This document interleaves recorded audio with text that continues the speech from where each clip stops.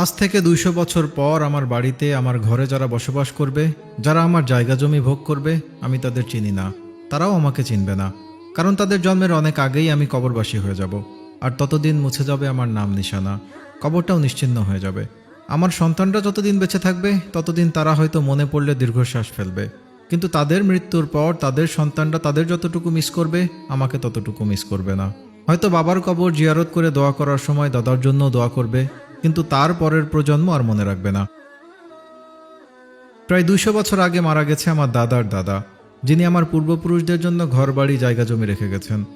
একই বাড়ি, একই জায়গা জমি আমরা এখন ভোগ করছি, কিন্তু ওনার কবরটা কোথায় আমরা সেটা জানি না।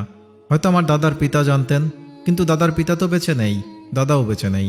আর এমন সময় প্রায় ২০০ বছর পর যদি আল্লাহর হুকুমে আমার দাদার দাদা একদিন কবর থেকে জীবিত হয়ে নিজের বাড়িতে এসে দাবি করেন যে এই বাড়ি, এই জায়গা জমি সব তার, পরিচয় দিয়ে বললেন যে আমি অমুক, এই বাড়িতে আমার সন্তানদের রেখে গিয়েছিলাম, তোমরা কারা, আমার বাড়িঘর ছেড়ে দাও, তখন হয়তো আমরা সোজা উত্তর দিব, আপনাকে তো চিনি না, আপনার নামও শুনিনি কোনো দিন।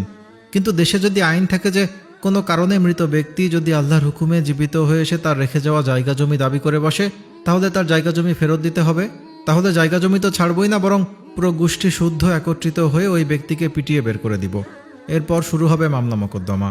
কাকে পিটাবো? যিনি আমার পূর্বপুরুষদের জন্ম দিয়ে লালন পালন করে নিজের তিল তিল করে গড়ে তোলা জায়গা জমি দিয়ে গিয়েছিলেন, তাকে। এখন হয়তো ভাবছেন আমার মাথা খারাপ হয়ে গেছে, তা না হলে ২০০ বছর আগের মৃত মানুষ কি করে জীবিত হয়ে সম্পত্তির দাবি করে? না, জীবিত হয়ে আপনার সম্পত্তি দাবি করার কোনো সম্ভাবনা নেই, নিশ্চিন্তে ঘুমাতে পারেন। তবে ৭ পাঁচ করে যে সম্পদের পাহাড় গড়েছেন সেটা কবরে নিয়ে যেতে পারবেন না। আর যাদের জন্য রেখে যাচ্ছেন তারাও আপনাকে মনে রাখবে না, এটা নিশ্চিত।